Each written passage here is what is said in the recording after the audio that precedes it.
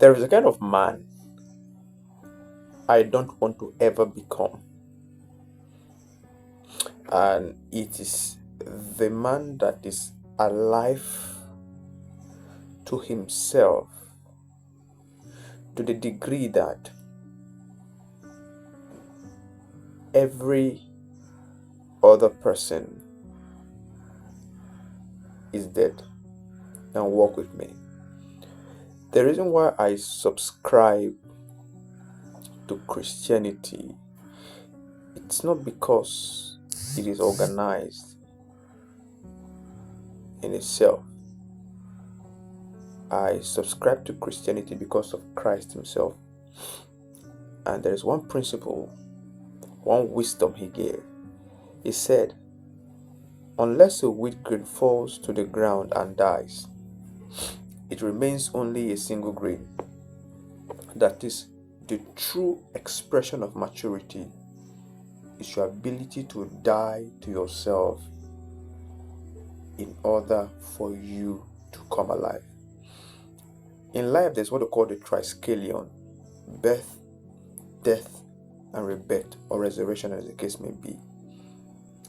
If you are between the bridge of death and birth, you have not experienced life yet.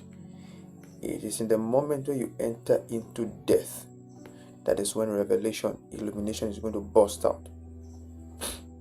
Why am I saying this? The most insecure men, male and female now, are those who cannot die to themselves. How you know you have not died to yourself? It's when you always want to react to something just because it doesn't align with your personality in the moment. In the moment. Also, when you react to things outside of your super consciousness because it agrees or it massages your ego part time, that is how you know you are heading towards limbo. Because limbo is a death without a security of resurrection. For instance, you would know if you are truly a reborn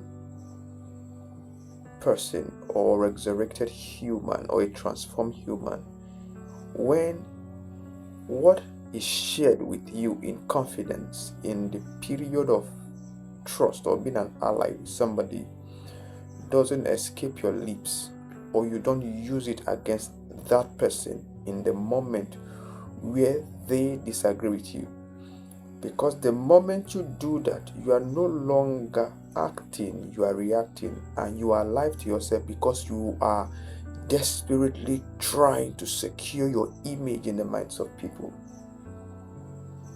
The reason why most of you, or most persons, I dare to say, will not be trusted by the spiritual, will not be trusted by the metaphysical, it is because even the realm of the spirit cannot trust you.